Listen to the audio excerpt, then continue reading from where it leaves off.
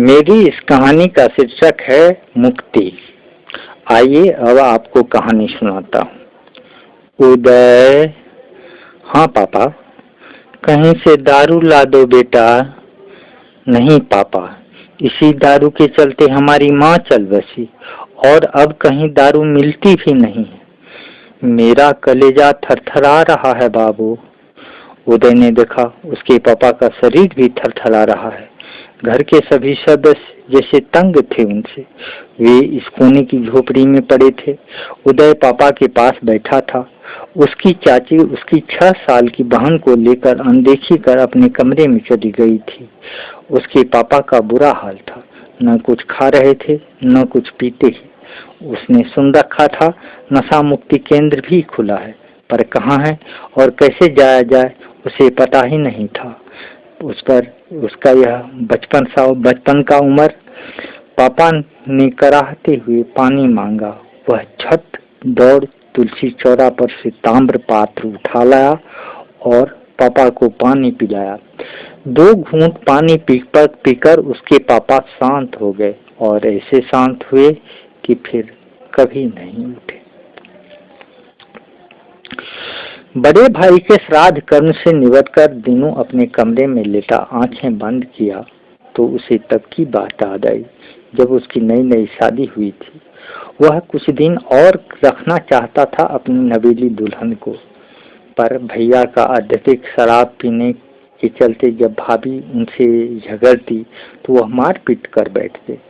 घर की इस कलह से पारिवारिक छवि को बचाने के लिए उसने अपनी पत्नी को मैके जाने दे दिया था। एक बार जब वह दोपहर में काम पर से खाना खाने घर आया तो भाभी ने खाना खिलाते हुए बड़े प्यार से पूछा था, देवर जी, यदि मैं न रहूं तो आप उदय और सुहानी का ख्याल रखिएगा ना? क्यों, आपको क्या होगा? आप सिर्फ उन्हें ही नहीं मुझे भी माँ बनकर पाला है। भाभी को गहरी नजर से देखते हुए दीनू ने पूछा था। कुछ नहीं, बस यूं ही पूछ दिया। मन में कभी कभी सोचती हूँ कि अब आपकी शादी हो गई है, आपके बच्चे होंगे, फिर ऐसा प्यार रहेगा या नहीं। आप भी खूब सोचती हैं भाभी। जब माँ का देहांत हुआ था तब मैं कौन सा बड़ा था। आपने माँ के जैसे प्यार दिया। आधा पेट और फटे हुए वस्त्र से गुजारा कर मुझे स्कूल भेजती रही। शराब ने पिताजी को छीन दिया और भैया भी उसी में डूबे रहे। नहीं तो आप मुझे किसी और ऊंची मुकाम पर पहुंचाना चाहते थे। हाँ सो तो है, लेकिन सुहानी के पापा तो कुछ सोचते ही नहीं। जो कमाते हैं बस शराब में उड़ा देते हैं। झूठ बोलकर मेरा सब जुगाड़ उसी में डुबो दिया। बस एक आप पर बच्चों का तो दूर मेरा भी बोझ है। दीनू ने हाथ धोते हुए कहा, इत्मीनान रखिए भाभी, जो मेरे साथ हुआ है वह मैं बच्चों के साथ कभी नहीं होने दूंगा। कहकर वह चला गया। फिर जब एक दिन दोपहर में को वह खाना खाने घर आया तो बच्चे माँ के पास रो रहे थे। भाभी पड़ी थी, उसके मुंह से झाग निकल रहे थे। दीनू ने हिलाया ढुलाया, भाभी भाभी चिल्लाया, पर भाभी को होश कहाँ। उसने दौड़कर तुलसी चौरा पर से ताम्र पात्र उठा लाया और भाभी के मुंह पर छींटे मारे। भाभी ने आंखें खोली, दीनू की ओर देखा, हाथ में हरकत हुई, उंगली बच्चों की ओर इशारा किया और आंखें मूंद ली। हाथ ढलक गए। दीनू दौड़ा शिबू डॉक्टर के पास।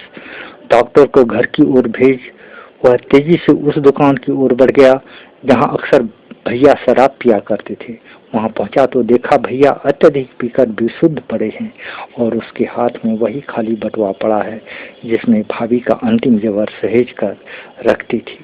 निराश वह घर आया तो डॉक्टर साहब ने उसके कंधे पर हाथ रखते हुए कहा था, दाह संस्कार की व्यवस्था कीजिए। भाभी के मरने के बाद भैया और भी पीने लगे थे। एक पॉलीथीन शराब के लालच में कोई कुछ भी करवा लेता उनसे। तीनों जब चाय वाले, होटल वाले की बेगारी करने से मना करता तो उनसे ही रुपया मांग बैठते। एक बार जब उसकी तबीयत बहुत नाजुक हो गई थी तो सदर अस्पताल में भर्ती करवाना पड़ा था। छुट्टी करते वक्त डॉक्टर ने हिदायत दी थी, लीवर और किडनी दोनों इफेक्टेड हो चुके हैं। अब यदि शराब पिएगा तो नहीं बचेगा। तेल मसाले का सेवन न करे और सलाद खूब खाए। लेकिन भैया मौका मिलते ही शराब पी ही लेते थे। अब जब बिहार में पूर्ण शराबबंदी लागू हुआ तो वह मन ही मन बहुत निश्चिंत था कि उसके भाई के लिए जीवनदान वाली बात हुई है। लेकिन उसे समय कहाँ मिलता था भाई की सुधि लेने की। एक तो काम से बदन चूर, दूसरा पत्नी के प्रश्न से बचने के लिए वह सवेरे जल्दी काम पर निकल जाता और रात काफी देर कर घर आता। फिर भी मौका देख पत्नी उनसे जिद कर ही बैठती कि 3 साल हो गए शादी के, पर उनके कोई संतान नहीं है, दोनों मिलकर डॉक्टर से दिखाया जाए। दिनों जब खर्च की समस्या रखता तो उसकी पत्नी कहती, माँ ने कहा है 6,000 रुपये तो तत्काल देंगे, और भी खर्च होगा तो वो करेंगे। तीनों कहता, भाग्यवान, उनसे रुपया लेना शोभा देता है क्या? दम धरो, मैं खुद कुछ करूंगा। आपको तो गंजी तक के रुपये नहीं बचते, इसके लिए क्या खाक कर लेंगे। फिर दोनों में झड़प हो जाती और तीनों जैसे इसी मौके की ताक में होता, करवट बदल कर सो जाता।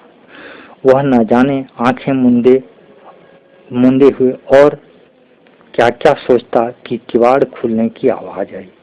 उसकी आंखें खुली, तंद्रा भंग हुई। उसने देखा उसकी पत्नी अंदर आई थी।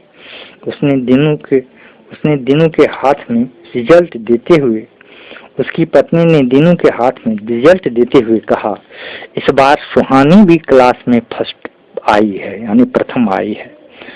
बच्चे आ गए? दीनू ने पूछा। हाँ, उदय बोल रहा था, प्राचार्य जी ने कहा है सुहानी की भी फीस माफ हो जाएगी। चलो अच्छा हुआ। हाँ, बहुत अच्छा। फीस के रुपये में कुछ और रुपये मिलाकर दोनों को कोचिंग भेज देंगे। दीनू की आंखें डबडबाई। कुछ देर बाद उसने धीरे से कहा, प्रिया, मैं बहुत दिनों से एक बात तुमसे बताना चाहता हूँ, पर हिम्मत जवाब दे जाती है। ऐसा क्या? मैं इतनी कड़क तो नहीं हूँ। फिर भी हिम्मत नहीं होती आज, लेकिन कुछ छिपाऊंगा नहीं तुमसे, पर आंखें मिलाकर नहीं कर सकता। तो आंखें बंद कर लीजिए, उसने चुलबुले अंदाज में कहा। हाँ, कहते हुए दीनू ने आंखें मूंद ली और दीर्घ सांस छोड़ते हुए रुक रुक कर कहा, मैं बंध्याकरण करा चुका हूँ। क्या? आश्चर्य से प्रिया चीख पड़ी। दीनू मौन हो गया। उसके मुंदे आंखों के पोर से आंसू ढलक गए। थोड़ी देर बाद उसने महसूस किया कि उसके माथे में प्यार से उंगलियों की कंघी की जा रही है। वह धीरे से बोला, पीछे की जमीन बेचकर बंध्याकरण खुलवाने की सोच रहा हूँ। थोड़ी देर बाद उसने सुना प्रिया बोल रही थी, गंभीर हो, नहीं, ऐसा नहीं होगा। तो इतने रुपये आएंगे कहाँ से? रुपये की जरूरत ही क्या है, जब हमारे संसार में एक सूरज उदय के रूप में प्रकाश करने के लिए है, तो दूसरे के बारे में क्यों सोचा जाए? यह तुम कह रही हो? तीनों ने आश्चर्य से पूछा। क्या मैं भारत की नारी नहीं? जिस भारत में भगत सिंह की माँ हुई, उसी में एक पुत्र का भविष्य सुरक्षित करने के लिए मैं उसकी कुर्बानी नहीं दे सकती, जो सिर्फ कल्पना में ही जन्म लिया है। तीनों को लगा वह प्रिया का पैर कदम चूम ले, लेकिन मौन ही रहा। उसके बालों में उंगलियों की कंघी लगातार सहला रही थी, सोच की घाव पर शीतल महरम के जैसे। उसे नींद आ गई। उसने स्वप्न में देखा उसकी पत्नी अपनी गोद में एक सुंदर शिशु को लिए हुए है और कह रही है, देखिए जी, आपका पोता कभी रोता नहीं है। हाँ, यह भीष्म का अर्जुन जो है। दीनू के मुंह से भवक निकली। पत्नी ने डांट कर पूछा, आपने शराब पी रखी है? हाँ, मेरे पौत्र का जन्मदिन जो है। यह सुनकर बच्चा जोर से रो पड़ा कि दीनू की नींद खुल गई। उसने इधर उधर देखा, कहीं कोई न था। उसके होठ बुदबुदाए, काश संपूर्ण आर्यावर्त मद मुक्त होता।